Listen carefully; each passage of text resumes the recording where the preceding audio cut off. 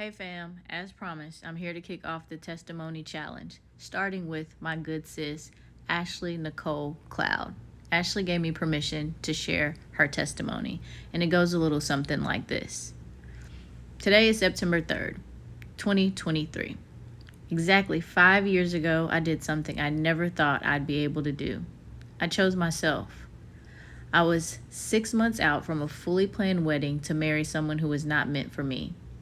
I called off my wedding on this day in 2018.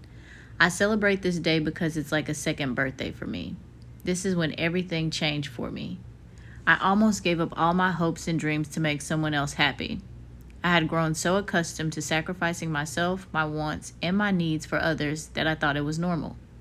But God. We had been together for 5 years, but 2 years in, God spoke to me so very clearly and told me to leave. We were at one of my ex's friends' houses.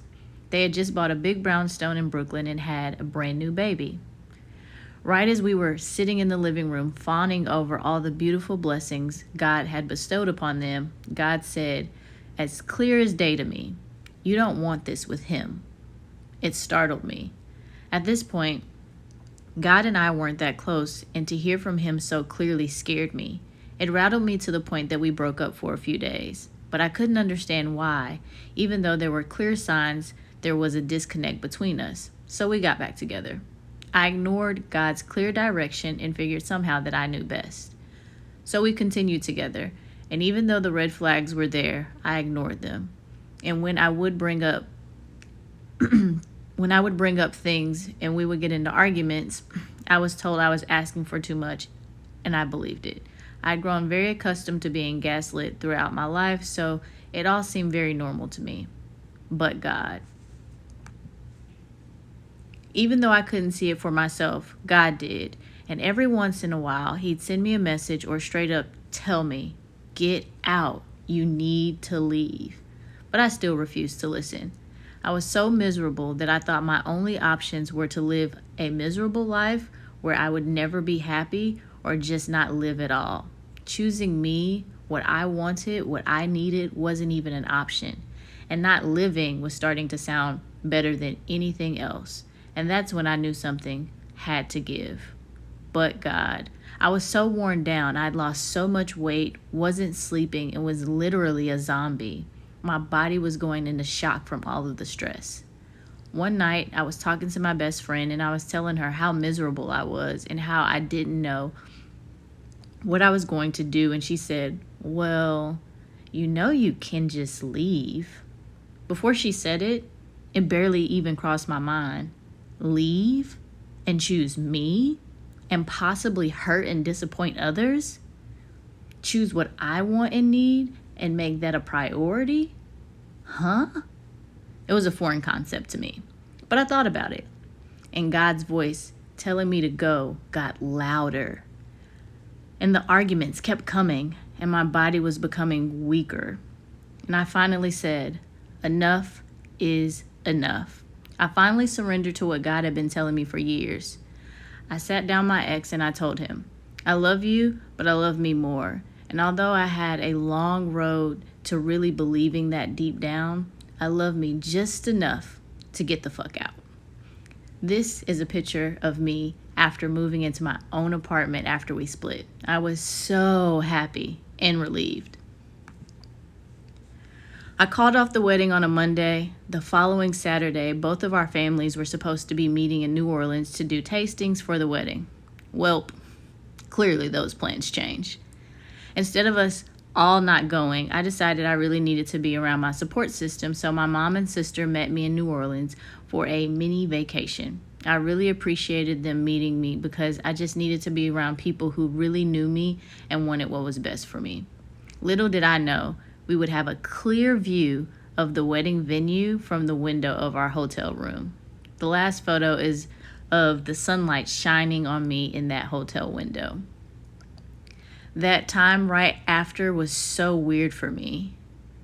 I had so many mixed emotions. I was happy and relieved, but still mourning what I lost. After all, we had been together for 5 years. The last 2 of those years, we were living together. Upon landing back in DC, I received a text from my ex that he had moved out. It was such a relief, but it also made things feel very final.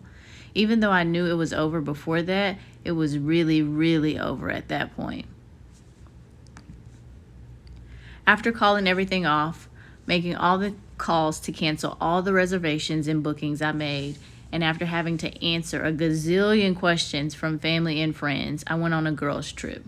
It was supposed to be my bachelorette, but since it was only 2.5 weeks from when I called everything off, we couldn't cancel.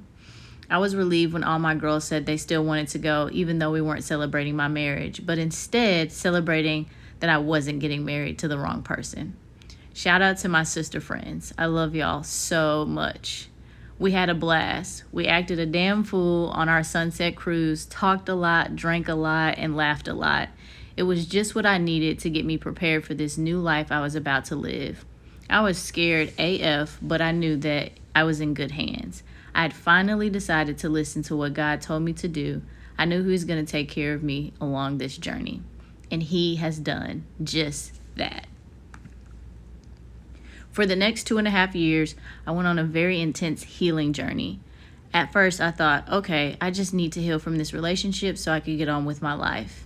At the very beginning, I was really blaming my ex for everything that went wrong. But the more I went within, I realized that I clearly played a role in everything too. After all, I was with the wrong person for 5 years and almost married him. So clearly, I had some deep work I needed to do on myself too. I remember one of the many nights I was crying really hard about everything, and I prayed to God and begged Him to never let me go that deep with anyone if they weren't the right person. I told Him I would do whatever I had to do to avoid from making that mistake again. So then the journey became more about me, healing parts of me that were broken before I even entered into that relationship. Parts from way, way back, memories I had buried, limiting beliefs about the world, myself, and what I thought was possible for me. Just so much. I spent a lot of time alone, a lot of time praying and crying and releasing, a lot of time really getting to know and love myself for real, accepting myself for the beautiful, imperfect human being that I am, and getting back close with God. Because, never again will I be out here in the wilderness alone and with no guidance. I didn't date anyone during that time. I wasn't even texting. My phone was dry. And although I'd get lonely at times, I knew that I was too fragile to put myself in that position, and I couldn't risk the distraction while I was on my healing journey. I had to be very strategic if I wanted to really turn my life around. I always knew I had daddy issues, but I didn't realize how deep until I was on that intense healing journey I mentioned in part 5. My dad left this earth when I was 22, but I really felt like I lost him when I was about 12 or 13 when he started showing signs of ataxia. It's a rare neurological disease that runs in my family. Growing up, my dad was my best friend forever, BFF. My mom was stretched pretty thin with running her own business and being everything to everybody, so my dad was who provided me with the most attention emotionally. He really listened to me and tried to understand me, and I appreciated that a lot. Growing up as a black kid in a white neighborhood and going through lots of different changes was hard. So it was nice to have a grown-up to talk to about what I was experiencing. He always made sure to attend my band concerts, even though we were terrible, and would take me and my sister for rides, blasting music my mom wouldn't have approved of. On Saturday mornings, Daddy would blast old school jams, and we knew it was time to get up and start cleaning. All of that changed when my dad started getting sick. He went from being my Superman to not being able to drive and eventually not being able to walk, and he had a lot of trouble with his speech. It was devastating. I lost my best friend right before my eyes. I didn't have my dad to connect with at home and began to feel very invisible at home. I was about 15 at the time when all of a sudden I had to have a boyfriend. As soon as I turned 16, that's what I did. I didn't realize until I was on my healing journey that every single relationship I had been in somehow happened right around the time my self-esteem was in the gutter because of life circumstances. I ignored all red flags, because I needed comfort and care from a male figure, what I used to get from my dad. I think most people who knew me thought I made pretty good decisions for myself, except for my decisions when it came to my romantic life. I had what some people call a bad picker. But what I realized was I had some healing I needed to do so that I wasn't picking just anyone to be with romantically. When I sat down and thought about it, all of my long-term relationships were prefaced by me feeling like absolute crap about myself for one reason or another, and almost as a reflex, I wanted someone to come save me and comfort me from life's woes. The crazy thing is, I was never out on the prowl, as some would say, but I think I was probably putting out an energy that translated into, if you want to get with me, now's your chance. My first long-term boyfriend came around when my dad was starting to get really sick and I was feeling invisible at home. The second was when I was in college on my own and I knew my dad was dying. The last was right after my first year of law school. I was far from home and feeling alone and down in the dumps. Law school is very humbling and Law school is a very humbling and trying experience, especially that first year. It's like everything you've ever known about yourself, especially positive things, are called into question and doubt looms big time. And there he was, my knight in shining armor, so I thought. It was a running joke between us that I didn't like him when I first met him. And months later, when we got together, he hadn't changed. But I had. I had become a shell of myself, insecure and full of self-doubt and just wanting to be comforted and made to feel good again. This was probably one of the hardest things for me to admit because I pride myself on being independent and not needing anyone. But this was me at one point. Just a scared little girl wanting a hug and to feel safe. This was all happening without me even knowing it until I took time to do a deep dive and really understand myself better. Growing up, I didn't really get the sit-down talk of what to look for in a man, but what I did gather was that a woman's role was to sacrifice herself for others. I watched my mother do it. Both my grandmothers did it. So many of my aunts did it too. So when it became clear that my values and dreams did not align with what my ex wanted, it was only natural that I sacrificed for him and for us. When we met, I told him of my dreams of moving to New York and starting my own fashion law firm. He made it clear that relocating from DC or doing long distance was off the table, even though I had sat for the New York bar. There was the disconnect when it came to God's role in our lives also. There was also a lack of emotional connection between us. Our personalities also did not complement each other. Remember our running joke from part 7? And so many more things that we didn't see eye to eye on. We would argue about these issues throughout our relationship. Sometimes I would give in for a while, sometimes he would. But in the end, we would always land in the same place, him on one end and I on the other. I didn't know that these were deal breakers for me until I realized that no matter how hard I tried to sacrifice and be okay with it, I couldn't. I couldn't let these things go. Don't get me wrong, I'm not saying I was perfect by any means. No one is. But I just knew that who we were at our core did not work. It was a constant struggle. We were forcing something that just wasn't meant to be. As the saying goes, you don't know what you don't know. I really thought that love would be enough to make things work. After all, it wasn't all bad. We had fun together. He was supportive at times, family-oriented, driven, etc. Despite all of this, we were still wildly incompatible. In fact, I didn't realize how incompatible we were until we were in really deep. Until we were living together and things weren't getting better, they were getting worse. I thought if I could just get through to him somehow, he would see it my way. But toward the end, I realized I was trying to convince him to change into who I wanted him to be and who I needed him to be. And if there's one thing I know about love now, you're supposed to accept that person for who they are. And who am I to tell somebody who they should be? That's not my place.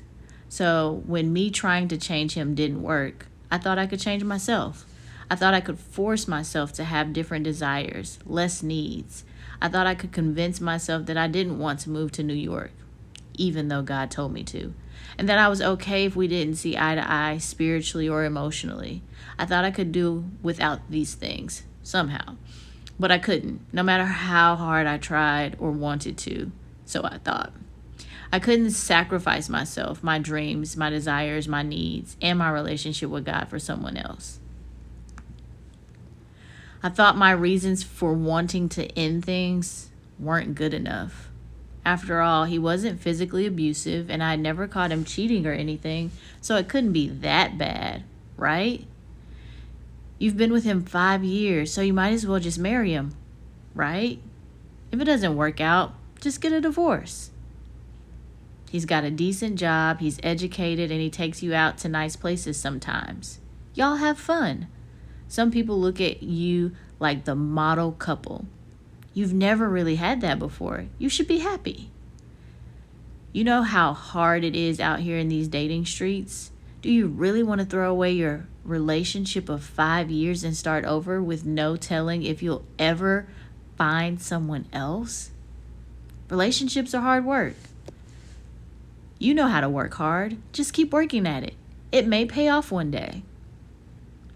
You've already planned the whole wedding, paid all the deposits, etc. Are you really going to throw away all that money? What will people think? You're going to have to answer so many people. What if they judge you? You're going to be letting down so many people. What if your ex and his family hate you afterwards? These are the limiting beliefs I told myself to try to convince myself to stay. But if I have to constantly convince myself, is it something I should be doing in the first place? Although those limiting beliefs from part 10 kept me in the game for a while, they stopped working. I just didn't care about any of that anymore. God's voice grew louder than those limiting beliefs. He was trying to save me from myself, from ruining my life, my ex's life too. And I was finally starting to listen. As my flesh grew weaker from the stress and anxiety, my spirit grew stronger. I started hearing God more clearly. He started revealing every reason why I had to leave, one by one. With the wedding date getting closer, and as waves of depression and anxiety were slowly stripping me of my sanity, I had to ask myself a few questions. If nothing changes, will you ever be truly happy? No. If you don't follow your dreams, will you be able to live with the regret? No. Was the good of the relationship worth the bad? No.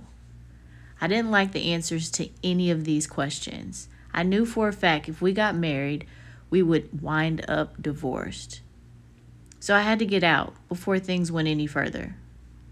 What I wasn't getting wasn't worth what I was giving up, and no one could convince me otherwise. This is a part of my new Never Settle series, where I share my story of calling off a 5-year relationship and engagement 6 months before the wedding in 2018, and my journey since then. I'm sharing my story because I hadn't heard anything like this before going through this. God is using me to show others that they don't have to settle. So stay tuned for more. P.S. I'll be back with more to discuss my healing, but we're breaking for Fashion Week because this is what I get to do now that I'm living out my wildest dreams. Thank you, God. Thank you, God. Thank you for not giving up on me, even when I wanted to give up on myself. Thank you for seeing me when I couldn't see myself. Thank you for reminding me of my worth, even when I didn't know it. Thank you for wanting better for me than I wanted for myself. Thank you for saving me from the choices I made during my time of weakness. Thank you for implanting dreams in me, even when I didn't know how I would ever achieve them. Thank you for giving me a calling that required a version of me that I didn't even know was possible. Thank you for delivering me from people, places, and situations that stunted my growth and dimmed my light. Thank you for saving my life. I'm eternally grateful. Your daughter, Ashley Nicole Cloud.